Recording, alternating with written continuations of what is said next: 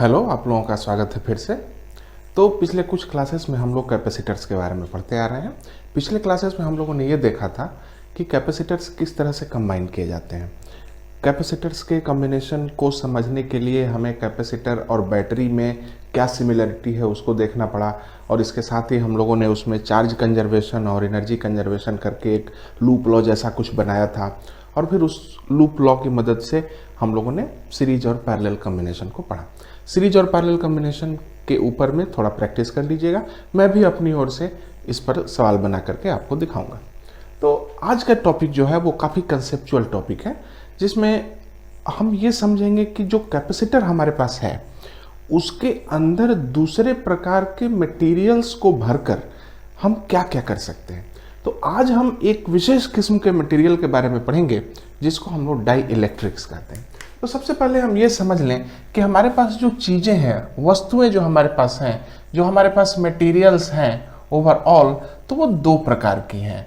पहले प्रकार की जो मटेरियल है वो कंडक्टर है। तो आप जानते हैं कंडक्टर्स के बारे में, हम लोगों ने कंडक्टर्स के बारे में पहले ही पढ़ रखा है। कंडक्टर्स वो हैं जिनके अंदर large number of mobile carriers हैं। Whenever this conductor is placed in electric field, the charge carriers redistribute themselves. After redistribution, an induced electric field is created. That induced electric field is sufficiently strong to totally cancel the external field. तो induced field एकदम बाहरी electric field के जितना मजबूत होता है, और इसीलिए वो पूरी तरह से बाहरी फील्ड को कैंसिल कर देता है, और इसीलिए कंडक्टर के अंदर इलेक्ट्रिक फील्ड जीरो होता है। तो ये सब हम लोगों ने पढ़ा था कि इलेक्ट्रिक फील्ड इंड्यूस्ड पूरी तरह से इलेक्ट्रिक फील्ड बाहरी के उल्टा और बराबर होता है, और इसीलिए नेट इलेक्ट्रिक फील्ड जीरो होता है। और इसीलिए हम लोगों ने पढ़ा था कि भाई इलेक्ट्रिक फील्ड लाइनें जो हैं कंडक्टर्स में नहीं जाएंगी, इलेक्ट्रिक फील्ड लाइनें परपेंडिकुलर रहेंगी। फिर हम लोगों ने पढ़ा कि इक्विपोटेंशियल होता है, फिर हम लोगों ने इलेक्ट्रोस्टैटिक शील्डिंग और पता नहीं क्या क्या हम लोगों ने कंडक्टर्स के बारे में डिस्कस किया। लेकिन सारी दुनिया के मटेरियल्स कंडक्टर तो नहीं है, फिर तरह तरह के दूसरे मटेरियल्स भी हैं जिनमें हमारे पास एक दूसरा क्लास ऑफ मटेरियल है जिसको हम कह सकते हैं डाई इलेक्ट्रिक्स। तो अगर हम लोग थोड़ा सा आज़ादी लें तो हम लोग इनको इंसुलेटर्स भी कह सकते हैं। ये कौन से मटेरियल हैं? डाई इलेक्ट्रिक्स कौन से मटेरियल हैं? तो ऐसा लगता है कि करीब करीब कंडक्टर के उल्टे हैं। कंडक्टर्स के अंदर large number of mobile charge carriers हैं। डाई इलेक्ट्रिक्स के अंदर उतने ज़्यादा कैरियर्स अवेलेबल नहीं हैं। चार्ज कैरियर्स बहुत नहीं हैं, चार्ज कैरियर्स आर लेस, बहुत कम है। और जो भी हैं दे आर नॉट मोबाइल, वो आज़ाद नहीं है, अपनी जगह को छोड़ के दूसरे जगह पे जाने के लिए आज़ाद नहीं है।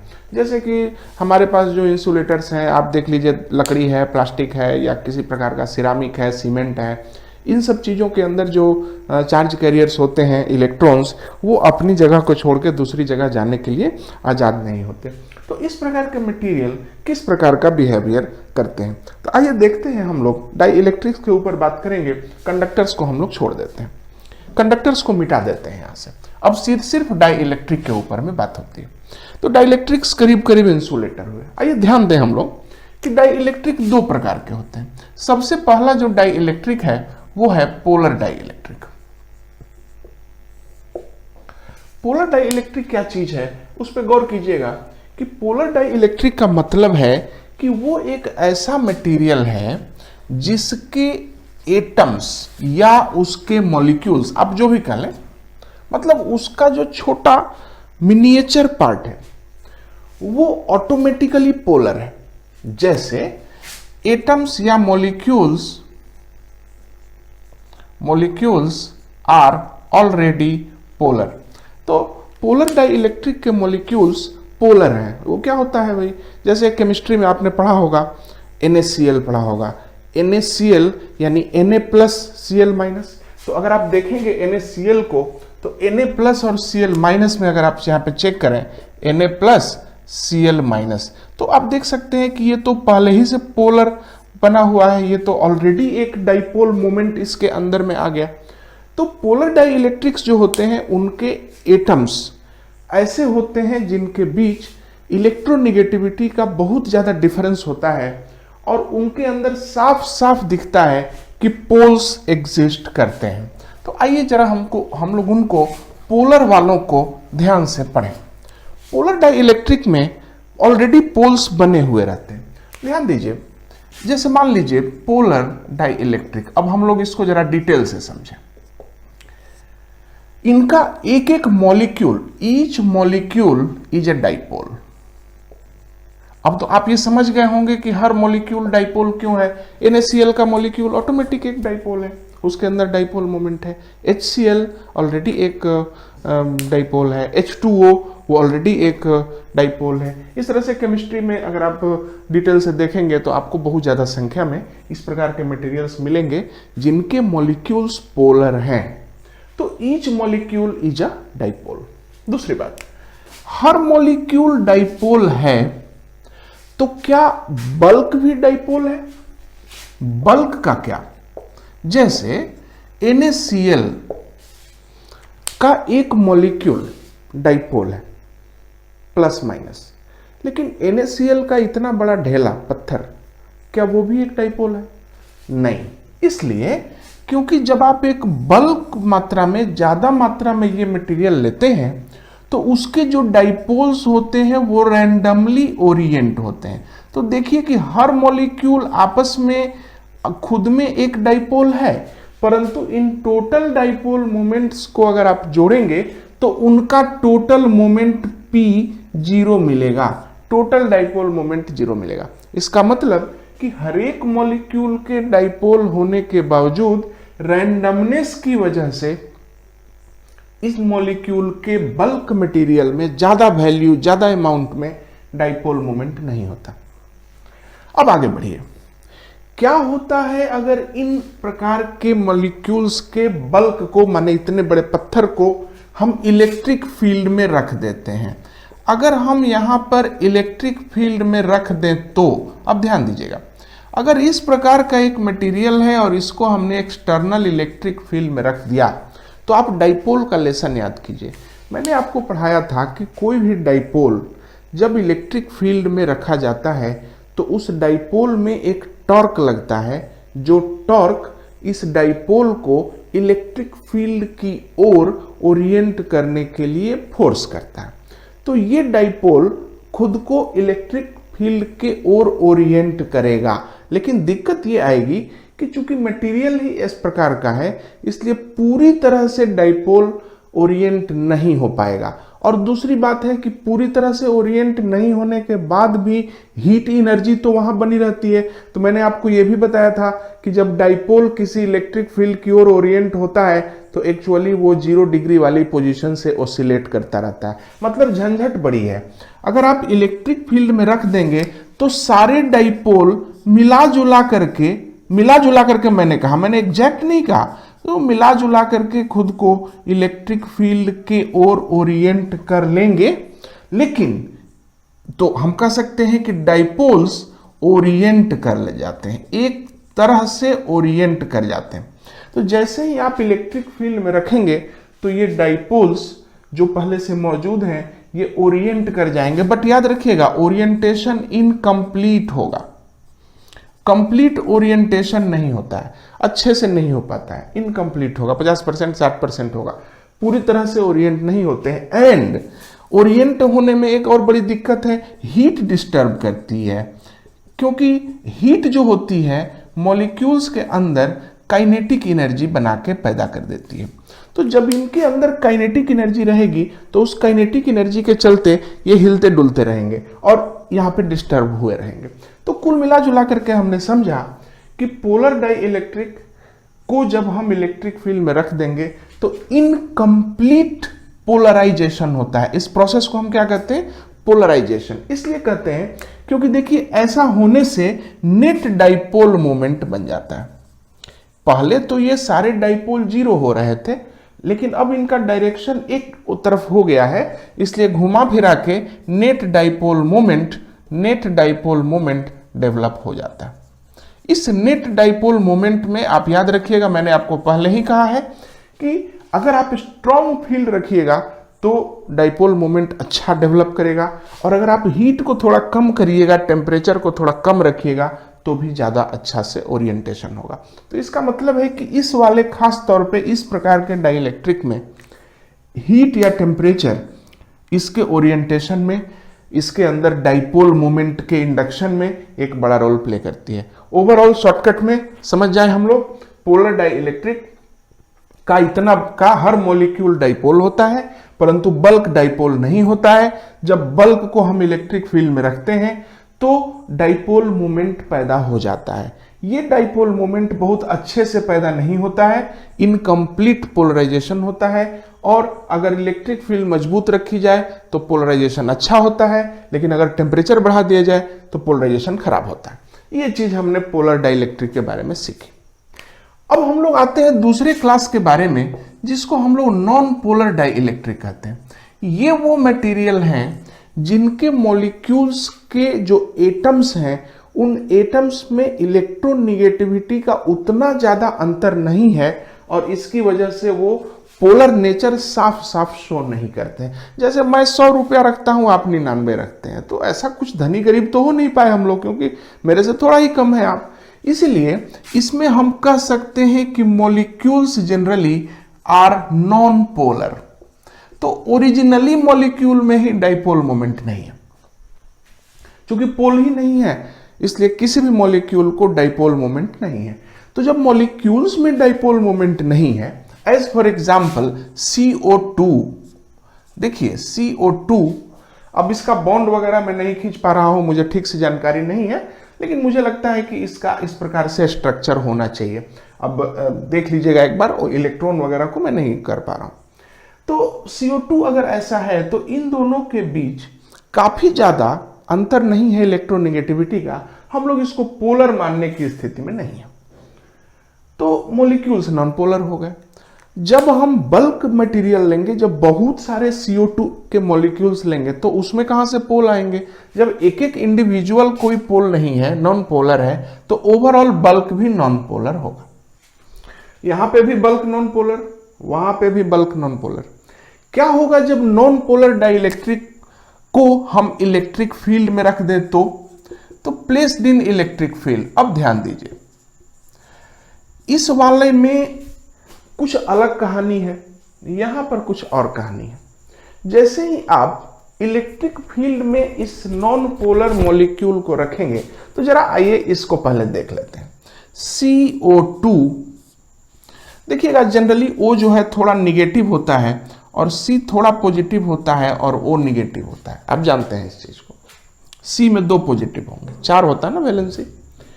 तो यहां पे देखिए, ये और ये एक डाइपोल बनाते हैं, जिसका डायरेक्शन इधर है, निगेटिव से पॉजिटिव की ओर। ये वाला और ये वाला भी एक डाइपोल बनाते हैं, जिसका डायरेक्शन निगेटिव से पॉजिटिव की ओर है। तो ये भी P है, ये भी P है, तो टोटल P 0 आया, क्योंकि इन दोनों का डायरेक्शन कैंसिल हो गया। ये 2 डाइपोलों का एक कॉम्बिनेशन है, इसको हम क्वाड्रुपोल कहते हैं, जिसके बारे में हम लोगों ने थोड़ा सा डिस्कस किया भी था। फिलहाल यहाँ पे 2 डाइपोल मोमेंट हैं, 2 डाइपोल हैं, इसलिए दोनों बराबर और उल्टे हैं, इसलिए टोटल डाइपोल मोमेंट 0 हो गया। लेकिन अगर हम इसको इलेक्ट्रिक फील्ड में रख दें तो क्या होगा? आप ध्यान दीजिएगा, जैसे ही आप इसको इलेक्ट्रिक फील्ड में रख देंगे, तो इलेक्ट्रिक फील्ड की खासियत होती है कि पॉजिटिव चार्ज इलेक्ट्रिक फील्ड की ओर ड्रैग हो जाता है, और निगेटिव चार्ज इलेक्ट्रिक फील्ड के उल्टा ड्रैग हो जाता है। तो यहां पे गौर कीजिएगा कि ये जो पॉजिटिव चार्ज है C, ये थोड़ा सा उधर जाएगा, ये ऑक्सीजन थोड़ा सा इधर आएगा, और ये वाला ऑक्सीजन भी इधर आएगा। अब मान लीजिए कुछ इस प्रकार की सिचुएशन बनती है। अब देखिए C उधर चला गया और दोनों O इधर आ गए। नतीजा ये हुआ कि ये वाला जो डाइपोल मोमेंट है और ये वाला जो डाइपोल मोमेंट है, इन दोनों के अंदर अब डिफरेंस पैदा हो गया है। अब देख लीजिए, पहले तो कैंसिल हो रहे थे, अब कैंसिल नहीं हो रहे हैं, अब ये P1 और P2 हैं, और इसीलिए अब नेट डाइपोल मोमेंट होगा P1 माइनस P2। ठीक से देख लीजिए, P1 बड़ा है, P2 छोटा है, इसलिए नेट डाइपोल मोमेंट डेवलप होगा इधर की ओर। वो कौन सा डायरेक्शन है? बाहरी इलेक्ट्रिक फील्ड की ओर। तो हम कह सकते हैं कि नॉन पोलर डाई इलेक्ट्रिक्स को अगर हम इलेक्ट्रिक फील्ड में रखते हैं तो इनके मॉलिक्यूल्स में स्ट्रेचिंग होती है। उस स्ट्रेचिंग की वजह से उनके डाइपोल मोमेंट पहले जो कैंसिल हो जा रहे थे अब कैंसिल नहीं होते, नेट डाइपोल मोमेंट डेवलप कर लेते हैं। और इस नेट डाइपोल मोमेंट की वजह से ये नॉन पोलर डाई इलेक्ट्रिक भी डाइपोल मोमेंट डेवलप कर लेता है in presence of electric field. परंतु यहां भी नेट डाइपोल मोमेंट डेवलप हुआ, वहां भी नेट डाइपोल मोमेंट डेवलप हुआ, यहां कुछ और कारण रहे, वहां कुछ और कारण रहे। याद रखिएगा यहां टेम्परेचर एक बड़ा रोल प्ले करता है, वहां टेम्परेचर कोई रोल प्ले नहीं करता।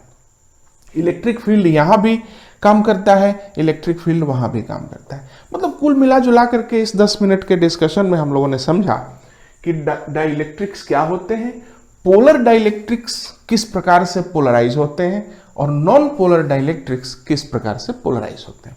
आइए अब हम चीजों को फिर से एक डायग्राम की मदद से समझने की कोशिश करते हैं। ये टॉपिक काफी कंसेप्चुअल है, एक अगर आप इसको अच्छे से समझ जाएंगे तो आपको फर्दर डिस्कशन अच्छा लगेगा, इसलिए आप ध्यान से सुनें। मान लीजिए थोड़ी देर के लिए कि हम लोग एक इतना बड़ा कोई डाई इलेक्ट्रिक का टुकड़ा लेते हैं। इस डाई इलेक्ट्रिक के टुकड़े को हमने एक्सटर्नल इलेक्ट्रिक फील्ड में रखा। ये इलेक्ट्रिक फील्ड सब जगह है, ये इधर भी है, इधर भी है, इधर भी है। तो जब आपने इसको इलेक्ट्रिक फील्ड में नहीं रखा था तो कैसी स्थिति थी? देखिए ठीक से, ये माइनस प्लस करके जो डाइपोल्स हैं इसके, कोई इधर ओरिएंट है, कोई उधर ओरिएंट है, कोई कहीं है, कोई कहीं है। इस तरह से आप देख सकते हैं कि ये सारे जो डाइपोल्स हैं इनका डायरेक्शन इधर उधर है और इन सारे डाइपोल्स की वजह से टोटल डाइपोल मोमेंट 0 है। यही बात मैंने पहले कही थी ना। लेकिन जैसे ही आप इलेक्ट्रिक फील्ड में रखेंगे ये सारे डाइपोल्स इस प्रकार ओरिएंट होंगे कि निगेटिव चार्जेज इधर हो। मैंने आपको पहले ही कहा था कि जो डेवलपमेंट होगा net dipole moment along the electric field develop होता है। तो यहां पे अगर आप डेवलप करेंगे तो फिर से ध्यान दीजिए, minus plus minus plus minus plus, हर एक का माइनस इधर और प्लस इधर मैंने किया है। ऐसा करने से आपको थोड़ा सा जरूर आइडिया लगेगा, गौर कीजिएगा। और ये पूरे में भरे हुए हैं, मैंने कम दिखाया है परंतु भरे हुए हैं पूरा। तो एक दो एग्जाम्पल ही है, बस जस्ट देख लीजिए। आइए यहां पे देखें कि क्या हुआ है। तो जो भी अंदर में डाइपोल थे उन सभी डाइपोलों ने खुद को ओरिएंट किया किस तरह से कि ये छोटे छोटे डाइपोल ये उसकी ओर डाइपोल मोमेंट कर दें। जिधर बाहरी फील्ड होगा मैं अपना डाइपोल मोमेंट उधर ही कर दूंगा। चलिए, इसको देखने से पता लगा पहली बात कि यहां अंदर में देखिए plus minus plus minus plus minus ये पूरा भरे पड़े हैं ना। किसी भी लोकेशन पे प्लस माइनस दोनों प्रकार के चार्ज होंगे, इसलिए ध्यान दीजिएगा अंदर के किसी भी पॉइंट पर अंदर हर जगह charge in a given volume 0 होगा। मतलब कहने का मतलब है कि निगेटिव और पॉजिटिव चार्ज इस प्रकार से नजदीक नजदीक सटे हुए हैं कि आप थोड़ा भी कहीं से चेक कीजिएगा तो आपको निगेटिव और पॉजिटिव दोनों चार्ज बराबर मिलेंगे। तो अंदर के किसी भी लोकेशन पर टोटल चार्ज नहीं है, कहीं कोई चार्ज डेवलप नहीं करता अंदर। लेकिन सरफेस वालों का क्या करें? यहां पे निगेटिव चार्ज है, देखिए तो सरफेस जो है एक प्रकार से निगेटिव चार्ज यहां आ जाता है और यहां पे सरफेस पर पॉजिटिव चार्ज आ जाता है। कहने का मतलब है कि चार्जेज डेवलप हुई हैं परंतु अंदर डेवलप नहीं हुई हैं, वो सिर्फ सरफेस पर डेवलप हुई हैं। ओनली ऑन द सरफेस, इस सरफेस पर चार्ज डेवलप हुआ है। तो इंड्यूस्ड चार्ज डेवलप हुआ है, यहां पर minus Q induced charge develop हुआ है और इधर में plus Q induced charge develop हुआ है। घुमा फिरा के टोटल चार्ज 0 ही रहना है। सरफेस पर एक्स्ट्रा चार्ज डिस्ट्रीब्यूट होता है। और याद रखिए कि ये जो इंड्यूस्ड चार्जेज हैं हम इनको बाउंड चार्जेज कहते हैं। ये बाउंड है क्योंकि ये इनके चलते पैदा हुए हैं, वो आजाद नहीं है, वो इस मटेरियल में फंसे हुए हैं। ये नहीं कि यहां से उठ के इधर चले जाएंगे, ऐसा कुछ नहीं होता। ध्यान दीजिएगा, जब इलेक्ट्रिक फील्ड को पलटेंगे ना तो इसका मतलब ये नहीं होगा कि ये वाला इधर आ जाएगा, नहीं, सारे डाइपोल्स अपनी अपनी जगह पे पलट जाएंगे। चार्जेज को मूव करने की आजादी नहीं है, आपको जो करना है अपनी जगह पे करना है। तो हमने ये देखा कि चार्ज इंड्यूस्ड सिर्फ सरफेस पे होते हैं, अंदर के किसी भी लोकेशन पे जीरो होता है चार्ज का वैल्यू। तो ये बेसिक बात हमने पढ़ी। अब हम लोग आगे बढ़ के देखें कि अगर अंदर में कोई चार्ज नहीं है तो चलिए मैं आपके लिए इसको मिटा देता हूं, सिर्फ सरफेस चार्ज को छोड़ देता हूं। तो अगर सिर्फ सरफेस चार्ज को ही हम देखें, क्योंकि बेसिकली सरफेस चार्ज का ही महत्व है, अंदर वाले चार्ज तो है ही नहीं, जीरो हो गए हैं, कैंसिल कर देते हैं एक दूसरे को। तो ये निगेटिव चार्ज और ये पॉजिटिव चार्ज इस प्रकार से यहाँ पे डेवलप हुए हैं। जरा फिर से ध्यान दीजिएगा, आपको लग रहा होगा कि ये मेटल के जैसा ही है। तो ये वाला बाहरी फील्ड रहा इलेक्ट्रिक फील्ड एक्सटर्नल, और ये जो इंड्यूस्ड चार्जेज हैं जिसको हम बाउंड चार्जेज कहते हैं, ये भी अपना एक इलेक्ट्रिक फील्ड बना रहे हैं जिनको हम ई इंड्यूस्ड कह सकते हैं। यहीं पे अंतर होता है, ध्यान दीजिएगा। मेटल के केस में ये चार्जेज इतने सफिशिएंट होते हैं कि इनका फील्ड ये इस बाहर वाले फील्ड के बराबर और उल्टा होता है। परंतु डाई इलेक्ट्रिक में चूंकि ये चार्जेज अपनी जगह छोड़ने के लिए आजाद ही नहीं थे, इन्होंने कोशिश की परंतु जीत नहीं पाए। अब हाथी से लड़ना है तो मैं कोशिश तो करूंगा, लेकिन आप जानते हैं कि मैं नहीं जीत सकता। उसी तरह से ये कोशिश कर रहे हैं इस फील्ड को नलिफाई करने की, लेकिन जीत नहीं पा रहे। तो नतीजा ये होता है कि इंड्यूस्ड इलेक्ट्रिक फील्ड उल्टा होता है पर कम होता है, और इसीलिए नेट इलेक्ट्रिक फील्ड बाहरी इलेक्ट्रिक फील्ड के ओर ही होता है परंतु कम होता है, क्योंकि इसमें से ये घटेगा तो नेट इलेक्ट्रिक फील्ड बचेगा। इसलिए आप कह सकते हैं ई नेट का मैग्नीट्यूड थोड़ा सा कम होता है बाहरी फील्ड से डाई इलेक्ट्रिक्स के अंदर। अब इसको समझिए, मैंने आपको पहले ही कहा था जब कूलम्स लॉ पढ़ रहे थे और हम लोगों ने पढ़ा था कि जब भी कोई मीडियम होता है तो जब वहाँ पे चार्जेज होते हैं, चार्जेज उस मीडियम में फोर्स नहीं लगा पाते हैं, उस मीडियम में फील्ड नहीं जा पाती है, तो हम लोगों ने एक टर्म बोला था जिसको हम लोगों ने कहा था इप्सिलॉन आर, जिसको कहते हैं रिलेटिव परमिटिविटी। किसी भी मीडियम में फील्ड या फोर्स इतना गुना कम हो जाता है। अब आप समझ गए होंगे कि ये कम क्यों हो जाता है। इंड्यूस्ड चार्जेज के उल्टा फील्ड बनाने की वजह से अंदर का नेट फील्ड बाहरी फील्ड के मुकाबले कम हो जाता है, और इसीलिए हम यहाँ पर इप्सिलॉन आर को डिफाइन करते हैं। इप्सिलॉन आर बताता है कि बाहरी फील्ड अंदर वाले फील्ड से नेट फील्ड से कितना गुना कम है। अब चूंकि ये इप्सिलॉन आर था, आपने कूलम्स लॉ में पढ़ा था, अब ये चैप्टर डाई इलेक्ट्रिक पढ़ रहे हैं, इसलिए अब हम लोग इसका दूसरा नाम देंगे डाई इलेक्ट्रिक कांस्टेंट। तो ध्यान दीजिएगा, मान लीजिए बाहर 10 न्यूटन पर कूलम फील्ड है और अंदर 2 न्यूटन पर कूलम फील्ड हो गया, कैंसिल वेंसिल करके 2 न्यूटन बचा। तो आप कहेंगे कि इस मीडियम के अंदर चूंकि इलेक्ट्रिक फील्ड 5 गुनी कम हो गई है, इसीलिए डाई इलेक्ट्रिक कांस्टेंट 5 होगा।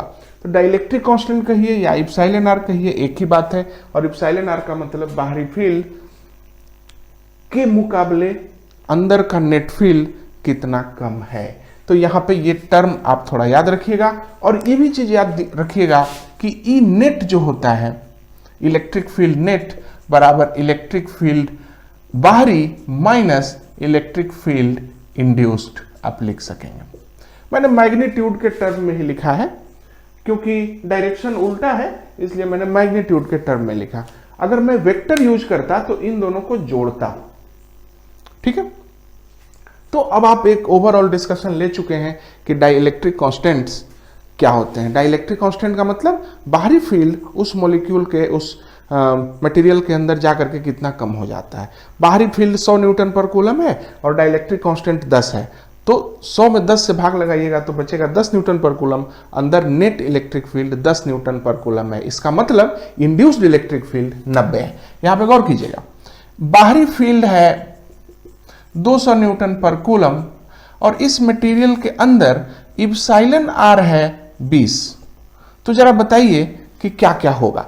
तो सबसे पहले तो ये बाहरी फील्ड हमने लिख दिया 200 न्यूटन पर कूलम, ध्यान दीजिएगा बाहरी फील्ड। इप्सिलॉन आर 20 है, इसका मतलब है कि ये मटेरियल इस फील्ड को 20 गुना कम कर देता है, यानी कि नेट इलेक्ट्रिक फील्ड आपका हो गया, इसमें 20 से भाग लग जाएगा तो कितना हो जाएगा, सिर्फ 10 न्यूटन पर कूलम। एक्चुअली इस मटेरियल के अंदर 10 न्यूटन पर कूलम ही इलेक्ट्रिक फील्ड बचेगा। तो ये कैसे हुआ, इसका मतलब है इलेक्ट्रिक फील्ड इंड्यूस्ड जो है इधर की ओर है, और वो निश्चित रूप से 200 या 10 यानी निश्चित रूप से 190 न्यूटन पर कूलम का इलेक्ट्रिक फील्ड इंड्यूस्ड है। तो वो इसमें से घट गया और ये बच गया। ये कहानी चलती है डाइलेक्ट्रिक के अंदर में। अब चूंकि हम लोगों ने इस बेसिक चीज को पढ़ा है, इसलिए अब हम लोग इसके क्वांटिटेटिव यानी फॉर्मूला बेस्ड अप्रोच को पढ़ने के लिए तैयार है। तो चलिए जरा सा चीजों को ओवर सिंप्लीफाई करते हुए हम लोग रिलेशनशिप को समझने की कोशिश करें।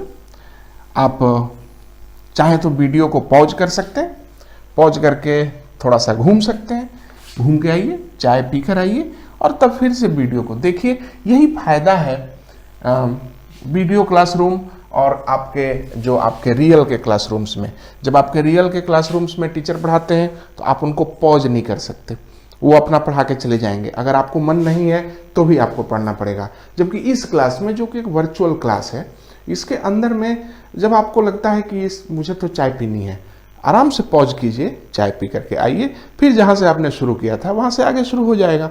आपको लगता है कि ये पीछे वाला कंसेप्ट छूट गया, फिर से प्ले कर लीजिए, फिर से देख लीजिए। इस तरह से हम लोगों के ज़माने को अगर हम देखें तो एक तो शिक्षक जो थे पूरी तरह से उपलब्ध नहीं थे, ऊपर से इतने सारे व्यवस्थाएं नहीं थी, तो बहुत ही मुश्किल हुई थी हमें पढ़ने में। जबकि अब देख रहा हूँ मैं कि ऐसा ज़माना आ गया है, बहुत सारे टीचर्स मौजूद हैं, और जो टीचर्स भी हैं वो ओपन एयर में मौजूद हैं, उनसे कोई भी पढ़ सकता है। मैंने भी ये क्लास बना करके यूट्यूब पर डाल दिया है ताकि कोई भी आदमी जो चाहे वो पढ़ सके। हिंदी में डाल दिया है ताकि जो उत्तर भारत के लोग हैं विशेष तौर पर, जिनको हिंदी ज़्यादा समझ में आती है, वो पढ़ सकें। तो कुल मिलाकर के ज्ञान की सीमा नहीं है, आपके हृदय में ज्ञान सीखने की ललक होनी चाहिए, फिर आपको कोई रोक नहीं पाएगा। चलिए तो फिर आगे बढ़ते हैं। मान लीजिए कि हमने यहाँ पर ये डायग्राम इधर बनाता हूं मैं, हम लोगों ने एक कैपेसिटर लिया है। कैपेसिटर इसलिए लिया है क्योंकि कैपेसिटर के अंदर इलेक्ट्रिक फील्ड कितना होता है ये हम लोगों को अब पता है। तो मान लीजिए हमने यहाँ पे चार्ज Q0 लिया और यहाँ पे चार्ज -Q0 लिया, यहाँ पे एरिया A है और यहाँ भी एरिया A है। तो हमने ये पाया कि इस पूरे इलाके में यहाँ, यहाँ, यहाँ, यहाँ, इधर, इधर, इधर, सब जगह के इलाके में इलेक्ट्रिक फील्ड है। अब आप जानते हैं इलेक्ट्रिक फील्ड कितना है। इलेक्ट्रिक फील्ड ये सब हर जगह पर इलेक्ट्रिक फील्ड है। कितना भाई? इलेक्ट्रिक फील्ड होगा Q0 by epsilon not A। ये आपको याद होगा, charge density by area sigma by A होता है। तो चूंकि Q0 है इसलिए मैं इसको लिख सकता हूं sigma not by epsilon not. ध्यान दीजिएगा, यहां पे चीजों को समझने की जरूरत है। फील्ड, किसी भी लोकेशन पर जो फील्ड होता है वो फील्ड दो जगहों से बनता है, दो चीजें उसमें होती हैं। सबसे पहला है सोर्स और उसके बाद है मीडियम। और जो तरीका है वो आप देख रहे हैं, सोर्स में से चार्ज डेंसिटी आई है। Charge density, charge per unit area एक प्रकार का सोर्स है, वहां से फील्ड बनती है। और बाई मीडियम का इप्सिलॉन 0 या इप्सिलॉन जो कुछ भी है जब आप लिखते हैं तो फील्ड बन जाता है। इसलिए सोर्स बाई मीडियम यानी कि सोर्स का चार्ज डेंसिटी बाई मीडियम का परमिटिविटी करेंगे तो आपको फील्ड मिल जाएगा। तो मैं वही कहना चाह रहा था कि फील्ड बनता है सोर्स और मीडियम के मिलने से। यह रहा इलेक्ट्रिक फील्ड। अब थोड़ी देर के लिए हम लोगों ने क्या किया यहाँ पे कि यहाँ पे हम लोगों ने एक डाई इलेक्ट्रिक स्लैब रख दिया। ध्यान दीजिए, अब मैं इसको मिटा देता हूं, आप जानते हैं कि इलेक्ट्रिक फील्ड कितना। जैसे ही हम लोगों ने यहां पर डाई इलेक्ट्रिक स्लैब रखा, यहां भी लिख देता हूं मैं Q0 बाई एप्सिलॉन नॉट है। जब जैसे ही और मान लीजिए कि ये डाइलेक्ट्रिक स्लैब पर्याप्त बड़ा है, वो करीब करीब सरफेस एरिया उतना ही है जितना कि इसका है, ये पूरे एरिया में फैला हुआ है, इसमें एरिया है, इसका सरफेस एरिया वगैरह है।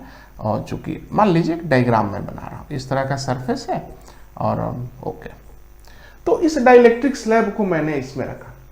जैसे ही मैं डाइलेक्ट्रिक स्लैब को यहाँ रखूंगा, अब पीछे देखिए हम लोगों ने क्या क्या पढ़ा था, इसके अंदर चार्ज डिस्ट्रीब्यूट होगा, यानी कि इस साइड में कुछ निगेटिव चार्ज के जैसा आ जाएगा, यहाँ पर कुछ पॉजिटिव चार्ज के जैसा आ जाएगा।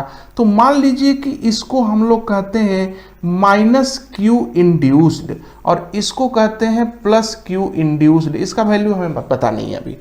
तो कुछ चार्ज है, माइनस क्यू इंड्यूस्ड और प्लस क्यू इंड्यूस्ड चार्ज है। और फिलहाल हम लोग ये देख पा रहे हैं कि ये जो डाई इलेक्ट्रिक स्लैब है, जिसका शेप बड़ा अच्छा है, उसके अंदर चूंकि सरफेस पे चार्ज डिस्ट्रीब्यूट हो गए हैं, तो यहां पे एक डाइपोल मोमेंट आपको लग रहा होगा कि डेवलप हुआ है। Can we say that dipole moment induced जैसा कुछ हुआ है? गौर कीजिएगा, यहां भाई निगेटिव चार्जेज हैं, यहाँ पॉजिटिव चार्जेज हैं और बीच में डिस्टेंस है। तो क्या हम कह सकते हैं कि मॉलिक्यूल जो मटेरियल है, जो डाइलेक्ट्रिक का टुकड़ा है, स्लैब है, उसमें एक डाइपोल मोमेंट डेवलप हो गया है। कितना डाइपोल मोमेंट डेवलप हुआ है बताइए? तो चार्ज इंटू डी कर देंगे तो आंसर आ जाएगा, यही डाइपोल मोमेंट डेवलप हुआ है। तो जब डाइलेक्ट्रिक स्लैब को जब हमने फील्ड में रखा तो उसमें डाइपोल मोमेंट डेवलप हो गया। तो डाइपोल मोमेंट डेवलप हुआ है तो इतना बड़ा मटेरियल भी तो है, इस डाइपोल मोमेंट को इतने वॉल्यूम को कंट्रोल करना है।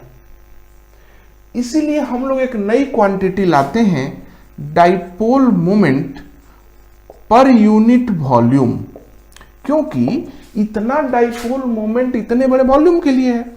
तो डाइपोल मोमेंट पर यूनिट वॉल्यूम देखना पड़ेगा। डाइपोल मोमेंट पर यूनिट वॉल्यूम को अगर हम कैलकुलेट करें तो हम देखते हैं Q इंड्यूस्ड इंटू डी, ये हो गया डाइपोल मोमेंट, और वॉल्यूम तो एरिया गुने डी लिखना पड़ेगा आपको। ये डी डी कट गया और आपने पाया कि ये Q इंड्यूस्ड बाई ए है। Q इंड्यूस्ड बाई ए, यहां पे आप देखेंगे कि Q इंड्यूस्ड में अगर इस एरिया से भाग लगाएंगे तो आपको यहां की चार्ज डेंसिटी मिलेगी, यानी डाइपोल मोमेंट पर यूनिट वॉल्यूम जिसको आप कह रहे थे, डाइपोल मोमेंट पर यूनिट वॉल्यूम जो इंड्यूस हुआ है उसको आप चार्ज डेंसिटी इंड्यूस्ड कह सकते हैं एक प्रकार से। ये इंड्यूस्ड वाली चार्ज डेंसिटी डाइपोल मोमेंट पर यूनिट वॉल्यूम है। एक बार आपको मैंने कहा था कि ये एक सोर्स है, ये एक बाहरी सोर्स है, तो निश्चित रूप से ये भी एक सोर्स है। तो यानी कि ये वाले सोर्स ने इस वाले सोर्स को बनाया।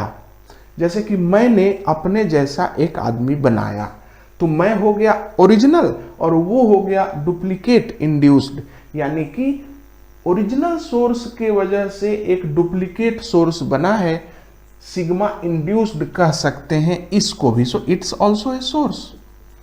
तो आप देख सकते हैं कि आपके पास अब दो सोर्स हो गए, एक बाहरी सोर्स और एक अंदरूनी सोर्स। इसको आप फ्री सोर्स कह सकते हैं, इसको बाउंड सोर्स कह सकते हैं, इंड्यूस्ड सोर्स कह सकते हैं। दो दो सोर्स हो गए यहाँ पे। और यहाँ पे गौर कीजिए, एक टर्म है, ये जो सारा कुछ हुआ, डाइपोल मोमेंट इंड्यूस्ड वगैरह जो हुआ, इस प्रोसेस का नाम है पोलराइजेशन। इस प्रोसेस का नाम है पोलराइजेशन। ये एक नाम है, पोलराइजेशन इज ए प्रोसेस। लेकिन ये जो डाइपोल मोमेंट बाय वॉल्यूम जो आपने किया है, इसको हम कहते हैं पोलराइजेशन वेक्टर। ध्यान दीजिएगा, पोलराइजेशन वेक्टर इसको कहते हैं। ये पोलराइजेशन वेक्टर क्या है भाई? तो पोलराइजेशन वेक्टर एक वेक्टर है जिसका मैग्नीट्यूड जो है वो इंड्यूस्ड चार्ज डेंसिटी के बराबर है। मैग्नीट्यूड याद रखिएगा कि सामान्यतः बराबर होता है, कुछ कुछ केसेस में बराबर नहीं भी होता है, लेकिन हम लोग इसको बराबर ही लेके चलेंगे। हमारा केस ही वैसा है, हमारी फील्ड लाइन नॉर्मल है, तो उस केस में ये मैग्नीट्यूड चार्ज डेंसिटी इंड्यूस्ड के बराबर ही होता है। और इसका जो डायरेक्शन है आप देख लीजिए, इसका डायरेक्शन इधर की ओर है, पी का, उधर की ओर। तो बाहरी फील्ड उधर ही था, तो डायरेक्शन जो होता है वो एक्सटर्नल फील्ड की ओर ही होता है। तो इस तरह से आपने देखा कि हमारे पास अब दो चीजें हैं। सबसे पहला है सोर्स सिग्मा 0 और अब डेवलप हुआ है सिग्मा इन, या इसी को हम P भी कह सकते हैं, इसको आप P भी कह सकते हैं क्योंकि इन दोनों का वैल्यू बराबर है, डाइपोल मोमेंट पर यूनिट वॉल्यूम ही तो ये है। तो ये P भी है, सिग्मा इन भी है। यानी कुल मिला जुला के अब हमारे पास दो प्रकार के सोर्स हो गए हैं और हम लोग उनके बारे में डिस्कस करने के लिए तैयार हैं। तो हुआ यूं, कहानी ये है कि जो बाहरी सोर्स Q0 है, बाहरी सोर्स, ध्यान दीजिएगा, सोर्स आउटसाइड, ये फ्री सोर्स है, वो सिग्मा नॉट है। मान लीजिए Q0 है या सिग्मा नॉट है, जो भी आप कह लें, Q0 सोर्स है, सिग्मा नॉट सोर्स है। इन्होंने एक इलेक्ट्रिक फील्ड बनाया, उस इलेक्ट्रिक फील्ड का नाम था E0, वो था sigma not by epsilon not. तो सोर्स ने ये फील्ड बनाया, इस फील्ड की वजह से एक बाउंड सोर्स तैयार हुआ। यहां पे आप बाउंड सोर्स को देख सकते हैं। ये बाउंड सोर्स Q इन हो सकता है या सिग्मा इन हो सकता है या P हो सकता है, ये एक ही बात है। और इस सोर्स ने भी एक फील्ड बनाया, एक तो बाहरी फील्ड इसने बनाया, एक इस इंड्यूस्ड चार्ज अपना फील्ड बनाएगा। तो उसका फील्ड का फॉर्मूला क्या लिखेंगे आप? E इंड्यूस्ड बराबर sigma in by epsilon not. आप इसको P बाई एप्सिलॉन नॉट भी कह सकते हैं। ये अंदरूनी फील्ड है, दो प्रकार के फील्ड बन गए, एक ये फील्ड बना, एक ये फील्ड बना। यहां पे एक क्वांटिटी है, गौर कीजिएगा। ये जो E इंड्यूस्ड है, ये वाला जो आप देख रहे हैं, जो इंड्यूस्ड फील्ड है, जो नया फील्ड पैदा हुआ है, वो फील्ड ओरिजिनल फील्ड का कितना गुना है, इसको हम एक टर्म का नाम देते हैं, इसको कहते हैं साई। इसको कहते हैं इंग्लिश में साई बोलते हैं, असल में PSI लिखा हुआ है परंतु इसको साई बोलते हैं। साई का मतलब है कि इंड्यूस्ड फील्ड बाहरी फील्ड से कितना गुना है। तो induced field E induced by बाहरी फील्ड E0, इसको हम साई कहते हैं। ससेप्टेबिलिटी, अब ससेप्टेबिलिटी आप देख रहे हैं ना, जितना इंड्यूस्ड फील्ड होगा उतनी ही ससेप्टेबिलिटी हाई होगी। तो ससेप्टेबिलिटी x यहां पे हम लोग लिख सकते हैं, x का फॉर्मूला होता है E इंड्यूस्ड बाई E0। तो जरा गौर कीजिएगा कि वैक्यूम के अंदर, ध्यान दीजिएगा, वैक्यूम के अंदर काफी ज्यादा, वैक्यूम में तो कोई इंडक्शन होता ही नहीं है। तो जब इंडक्शन ही नहीं होता है तो E इंड्यूस्ड 0 होता है और इसीलिए वैक्यूम की ससेप्टेबिलिटी क्या होती है? 0। वैक्यूम में कोई इंडक्शन नहीं होता है, फिर दूसरे सारे मटेरियल्स में इंडक्शन होता है। तो जितना ज्यादा इंड्यूस्ड फील्ड बनेगा उतना ज्यादा ससेप्टेबिलिटी होगी। तो हमने यहां पे गौर किया कि E इंड्यूस्ड को हम इतना लिख सकते हैं। अब गौर कीजिए कि आप E इंड्यूस्ड जब इतना हो गया और E नेट इतना हो गया तो E एक्चुअली कितना होगा? तो अब आप जानते हैं, अब आप हम लोग डिस्कशन के लिए तैयार हैं। E नेट जो था टोटल इलेक्ट्रिक फील्ड, वो बाहरी फील्ड माइनस इंड्यूस्ड फील्ड के बराबर था। गौर कर लीजिए, E net E0 minus E induced के बराबर था। अब यहां पे गौर कीजिए, E नेट बराबर था E0 माइनस, इसको क्या लिखेंगे? E इंड्यूस्ड को, E इंड्यूस्ड को लिखेंगे ना E0 इंटू साई। तो क्या आप लिख सकते हैं E0, सॉरी यहां पे E नेट, सॉरी यहां पे गलती हो गई थी, E नेट होता है E नेट इंटू साई। यहां पे गौर कीजिएगा, E0 नहीं है, सॉरी E नेट है। तो नेट इलेक्ट्रिक फील्ड से कितना गुना इंड्यूस्ड फील्ड है, that is called Sai, susceptibility Sai. इसकी अंग्रेजी है ससेप्टिबिलिटी। एक बार फिर से ध्यान दे दीजिएगा, ससेप्टेबिलिटी का फॉर्मूला है induced field by net field, induced field by net field, इसलिए E इंड्यूस्ड का फॉर्मूला होगा ससेप्टेबिलिटी इनटू E नेट। अब आप E नेट को इधर लाएंगे तो आप लिखेंगे E net into 1 plus psi is equal to E0। अब यहां पे ध्यान दीजिएगा, हम लोगों ने पहले कहीं पढ़ा था, जो आपको मैंने लिख के ही बताया था कि E0 में ई नेट से भाग लगाएंगे तो हमें एक नंबर मिलती है जिसको इप्सिलॉन आर कहते हैं। इप्सिलॉन आर का मतलब ही है कि अंदर का फील्ड बाहर के फील्ड से कितना कमजोर है। इसलिए ई नॉट बाई ई नेट, जैसे इस ई नेट को इधर लेके जाएंगे, यहां से हटा के ई नेट इधर लिखेंगे तो आप यहां पे लिख देंगे इप्सिलॉन आर, और इसीलिए हमारा रिलेशन हो गया 1 plus psi equal to epsilon r. ये रिलेशनशिप याद रखिएगा, ऑब्जेक्टिव सवालों में मैंने कई बार देखा है ये पूछा जाता हुआ। 1 plus susceptibility equal to epsilon r. Susceptibility क्या है? How many times induced field is more than the net field. ये क्या है? How many times the external field is more than the net field. यहां पे गौर कीजिएगा, इसका मतलब है induced field by net field, और इसका मतलब है outer field by net field. इस फॉर्मूले को ध्यान दीजिएगा, 1 plus psi equal to epsilon r. और अब हम लोग आगे बढ़ने के लिए तैयार हैं, चूंकि आपने इसको सीख लिया इस डेरिवेशन को। चूंकि थियरी भी होनी है इसमें, मेरी कोशिश है कि मैं कोई भी टॉपिक ऐसा ना छोड़ूं जो सामान्यतः आपको किताबों से समझ नहीं आता। मैंने देखा है कि ये टॉपिक स्टूडेंट्स जनरली नहीं समझते हैं, और इसलिए क्योंकि जब आप परमानेंट मैग्नेटिज्म पढ़ेंगे तो एग्जैक्टली यही फिर से आएगा। तो इसलिए हम लोगों ने पहले ही डिस्कस कर लिया है, जब परमानेंट मैग्नेटिज्म पढ़ेंगे तो उस टाइम आपको कोई दिक्कत नहीं आने पाएगी। तो चलिए यहाँ पे आप ध्यान दे दीजिए, 1 plus psi equal to epsilon r हमारे पास है। गौर कीजिएगा, इसी को के भी बोलते हैं, कोई कोई इसको के बोलता है। इसको आप रिलेटिव परमिटिविटी भी बोल सकते हैं, और इसको आप डाई इलेक्ट्रिक कांस्टेंट भी बोल सकते हैं, ये आपकी मर्जी है। ध्यान दीजिएगा कि वैक्यूम के लिए मैंने आपको पहले ही बताया था, वैक्यूम में कोई इंडक्शन वगैरह होता ही नहीं है, कोई चार्ज ही नहीं होता है, तो कोई इंड्यूस्ड चार्ज नहीं बनता, कोई इंड्यूस्ड फील्ड नहीं बनता, और जब कोई इंड्यूस्ड फील्ड नहीं बनता तो साई का वैल्यू 0 होता है। और साई का वैल्यू 0 होने की वजह से इप्सिलॉन आर का वैल्यू 1 होता है, ये चीज आप जानते हैं। परंतु मेटल्स का मामला अलग है, जो कंडक्टर्स हैं उनका मामला अलग है। कंडक्टर्स के केस में काफी ज्यादा, आप जानते हैं अंदर में कितना स्ट्रॉन्ग फील्ड होता है, उसके अंदर में नेट इलेक्ट्रिक फील्ड, जो इंड्यूस्ड इलेक्ट्रिक फील्ड बनता है वो बेहद बेहद बेहद मजबूत होता है। आपने पढ़ा होगा, नेट इलेक्ट्रिक फील्ड अंदर में 0 हो जाता है, बाहरी फील्ड को कैंसिल करने के लायक मजबूत फील्ड बनता है, और इसलिए हम कह सकते हैं कि ई नेट 0 होता है।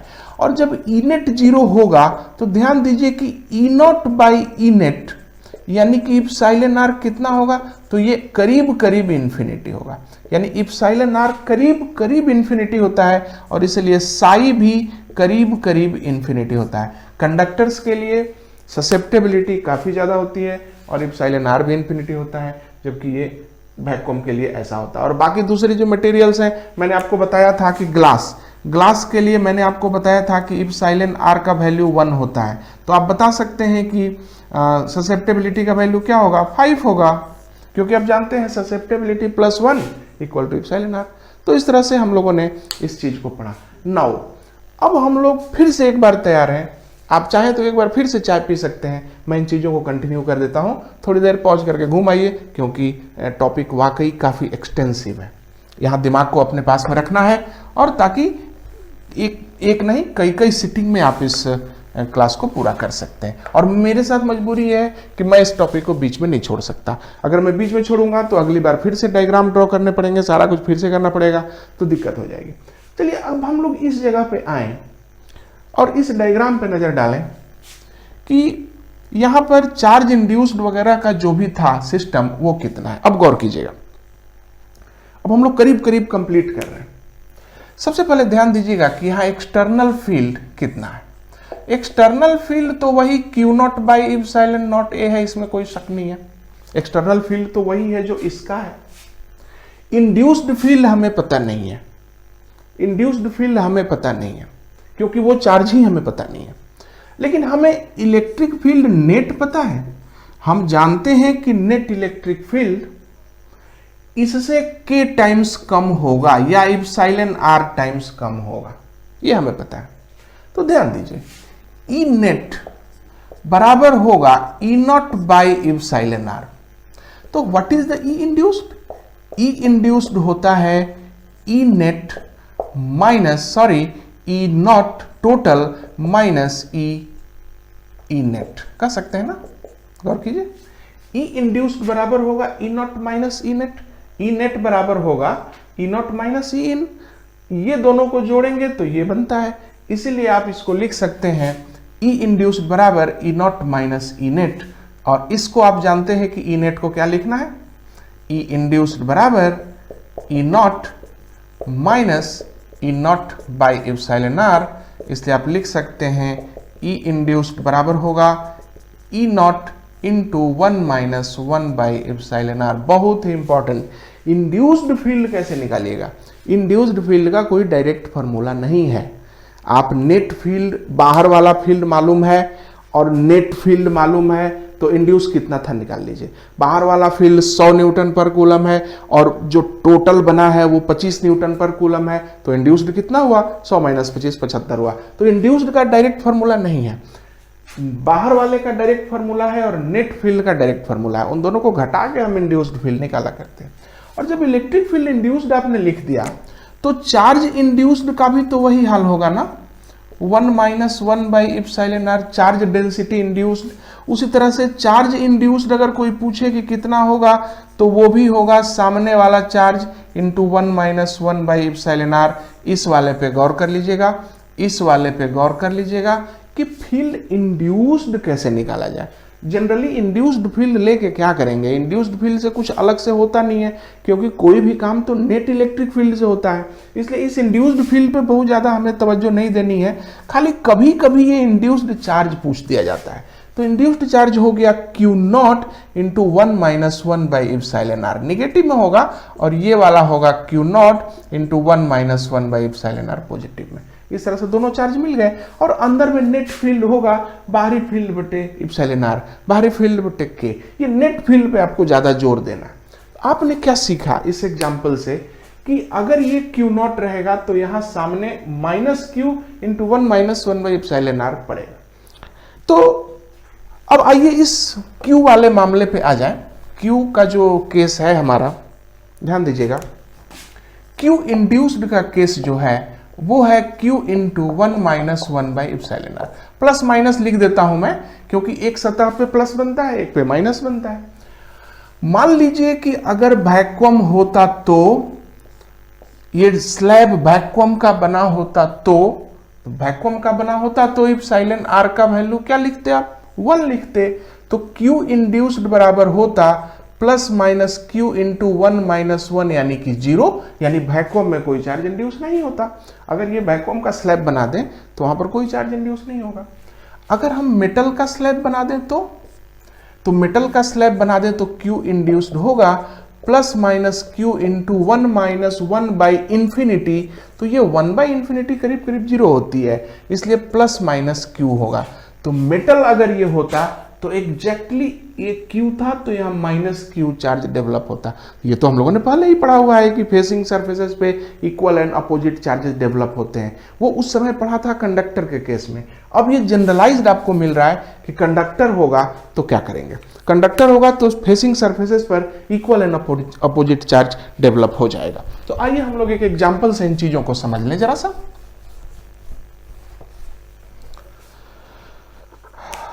मान लीजिए कि हमने एक कैपेसिटर लिया, उस पर 10 कूलम का चार्ज है, यहाँ माइनस 10 कूलम का चार्ज है।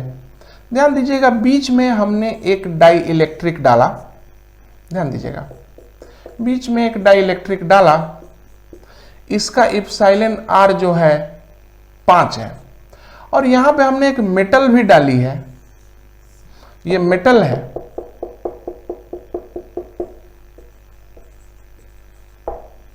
वो भी डाला। तो बताइए कि फील्ड विल्ड क्या होंगे, चार्ज इंड्यूस्ड वगैरह क्या होंगे। गौर कीजिएगा, ये तो 10 कूलम है, यहां पे कोई दिक्कत नहीं, 10 कूलम। ये एप्सिलॉन आर इक्वल टू 5 है, इसलिए इस जगह पे कितना चार्ज इंड्यूस होगा, तो 10 इंटू 1 माइनस 1 बाई 5, यानी कि 10 इंटू 5 4 बाई 5, 5 दूनी 10 8, माइनस 8 कूलम यहां प्लस 8 कूलम यहां। देखा आपने, ये 8 आ रहा था। तो आपने देखा चार्ज इंड्यूस्ड कैसे चेंज हो गया, कम चार्ज इंड्यूस हुआ है। लेकिन जैसे ही मेटल आएगा तो मेटल में चार्ज बराबर आ रहे हैं, तो ये 10 है फ्री चार्ज, इसको मत देख दीजिएगा, ये मत कहिएगा कि इसके फेसिंग है तो नहीं, आपको फ्री चार्जेस देखने हैं, फ्री चार्ज ही वहां पे असर डालेगा कैलकुलेशन करते समय। तो ये हो गया आपका -10 और ये फिर हो गया आपका +10, फिर ये वाला ऑलरेडी -10 है। गौर कीजिएगा इस बात को, इससे मत मिला दीजिएगा कि फेसिंग सरफेस है तो यहाँ पे -8 लिखेंगे, नहीं, ये बाउंड चार्जेज है, ये इसकी वजह से पैदा हुए हैं, जो कुछ भी है ये ही चार्ज जो है इनको इंड्यूस कर रहा था, इसलिए हमने ऐसा लिखा। आगे फील्ड का क्या होगा, तो मान लीजिए कि इस जगह पर फील्ड E0 है, ये E0 का फॉर्मूला होगा, E0 का फॉर्मूला होगा 10/A × ε0। यहां पे नेट फील्ड होगा E0/5 यानी कि 2 न्यूटन पर कूलम, मात्र 2 न्यूटन पर कूलम। फिर ये हवा में आ गए तो फिर E0, सॉरी ये 2 कहां से आया, E0/5 जो भी होगा E0/5 होगा, इसमें 5 गुना कम। फिर एयर आ गया, फिर E0। मेटल है तो इसमें मेटल है तो इसमें εr इंफिनिटी होती है, तो इसके मुकाबले इंफिनिटी गुना कम हो जाएगा, तो फील्ड 0। और फिर एयर में आ गए, इसलिए फिर से E0। इस तरह से आप देख सकते हैं कि किस तरह से चार्जेज का बंटवारा होता है। और इस बात पे ध्यान दीजिएगा और याद रखिएगा इस चीज को, अगर आपको कोई कहे कि ये जो E0/5 इलेक्ट्रिक फील्ड है ये किसने बनाया है भैया, ये किसका इलेक्ट्रिक फील्ड है, तो ध्यान दीजिएगा कि ये नेट इलेक्ट्रिक फील्ड का फॉर्मूला लिखा है मैंने, ये नेट इलेक्ट्रिक फील्ड है, मतलब ये चार्ज, ये चार्ज, ये चार्ज, ये चार्ज, ये चार्ज और ये चार्ज, ये सभी चार्ज मिला के यहां इतना फील्ड बनाते हैं, सभी चार्ज मिला के यहां इतना फील्ड बनाते हैं, सभी चार्ज मिला के यहां पर इतना फील्ड बनाते हैं। तो ओवरऑल ये जो कैलकुलेशन है वो सभी चार्जेज के द्वारा बनाए गए फील्ड का है। इंड्यूस्ड फील्ड जो लिखेंगे उसका जो फॉर्मूला है वो सिर्फ इंड्यूस्ड चार्जेज का फील्ड है, लेकिन इस लोकेशन पर ये जो आपने फील्ड लिखा है E0/k, it is the field by all the surfaces. And असल में यही फील्ड असरदार होता है, जो काम करना होता है यही फील्ड करता है। तो ओवरऑल हम लोग जो है इस डिस्कशन को कंप्लीट करने के स्थिति में है। हम लोग थोड़ी देर और इसमें थोड़ी देर और मेरा आपसे रिक्वेस्ट है कि आप बैठे रहें, थोड़ी देर और आप इसको झेलें ताकि कंसेप्ट आपका क्लियर हो सके। तो हम लोगों ने डाई इलेक्ट्रिक को पढ़ा और डाई इलेक्ट्रिक को पढ़ने से हमें जो कंक्लूजन मिली है वो ओवरऑल यही है कि डाई इलेक्ट्रिक एक ऐसा मटेरियल है जिसमें एक इप्सिलॉन r होता है, रिलेटिव परमिटिविटी होती है, या k होता है।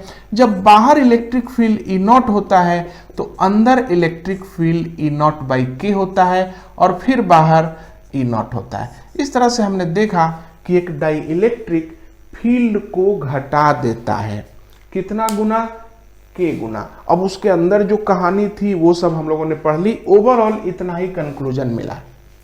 अब जब डाई इलेक्ट्रिक फील्ड को घटा देता है तो अगर हम किसी कैपेसिटर के प्लेट के बीच में डाई इलेक्ट्रिक भर दें तो क्या उस कैपेसिटर की कैपेसिटी में चेंज आएगा, क्योंकि वो तो मटेरियल ही दूसरा हो गया। डाई इलेक्ट्रिक फील्ड ही बदल देगा, फील्ड बदल देगा तो पोटेंशियल डिफरेंस बदल जाएगा, पोटेंशियल डिफरेंस बदल जाएगा तो कैपेसिटी बदल जाएगी। इसलिए हमें ध्यान देना पड़ेगा इस डाई इलेक्ट्रिक को। इसलिए आइए अब हम लोग एक एक्सप्रेशन खींचें कि एक कैपेसिटर के अंदर, ये कैपेसिटर है जिसमें कि चार्ज Q है हमने लिया है, ये डिस्टेंस D हमने लिया है, इसके अंदर अगर हम एक डाई इलेक्ट्रिक डाल दें जिसका इप्सिलॉन r इसका डाइलेक्ट्रिक कांस्टेंट है और इसका थिकनेस T है, तो बताइए कि अब इस डाइलेक्ट्रिक की कैपेसिटी क्या होगी। इसको हम कह सकते हैं पार्शियली फिल्ड कैपेसिटर। इस कैपेसिटर के अंदर पार्शियली डाइलेक्ट्रिक फिल किया गया। कोई बात नहीं, आप जैसे है वैसे बनाइए। सबसे पहली बात पे ध्यान दीजिए, इलेक्ट्रिक फील्ड लिखिए। यहां इलेक्ट्रिक फील्ड होगा Q/ε0A होगा क्योंकि एयर में है। यहां इलेक्ट्रिक फील्ड होगा Q/ε0 εRA। क्यों भैया, बाहरी फील्ड से इप्सिलॉन आर गुना कम नेट फील्ड। मैं तो आपको तब से बता रहा हूं ये चीजें, इससे इप्सिलॉन आर गुना कम, और फिर से यहां पे आएगा तो फिर से वही फील्ड आ जाएगा। तो आपने देखा कि पहले इलेक्ट्रिक फील्ड सब जगह सेम था, परंतु अब डाइलेक्ट्रिक डालने के बाद इलेक्ट्रिक फील्ड बदल गया है। तो हम पोटेंशियल डिफरेंस का फॉर्मूला लिखेंगे, ED ED ED। Electric field को डिस्टेंस लिखना पड़ेगा तो 3 बार लिखना पड़ेगा। तो मान लीजिए कि थोड़ी देर के लिए अगर इसको x मान लें और इसको y मान लें, तो यहां का पोटेंशियल डिफरेंस हो गया Q by epsilon 0 A into x, और इसका हो गया Q by epsilon not epsilon R A into T, और इसका पोटेंशियल डिफरेंस यहां के बीच हो गया फिर Q by epsilon naught A into y.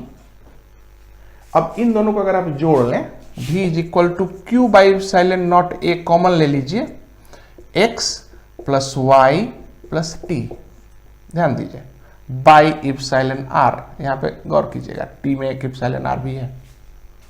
अब इसको चेक कीजिए जरा सा, V का फॉर्मूला हुआ Q by epsilon naught A, x plus y कितना है भाई, x और y तो मैं अपनी ओर से लाया था, x प्लस वाई तो d माइनस टी के बराबर होगा, ये टोटल है ये स्लैब है, तो ये दोनों कितना बचे, इसको आप d माइनस टी भी लिख सकते हैं,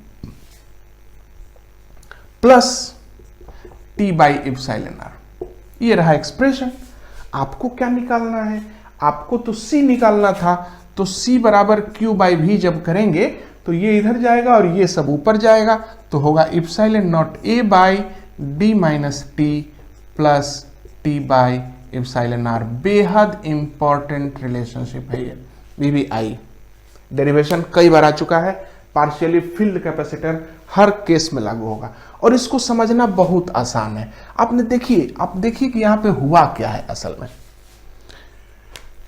असल में जो डाइइलेक्ट्रिक होता है, यहां पे एक्चुअली आप इसको देखेंगे तो आपको समझ में आ जाएगा कि किस तरह से बंटवारा किया गया। देखिए, कैपेसिटर का फॉर्मूला है epsilon naught A by, capacitance का फॉर्मूला है epsilon naught A by D, distance.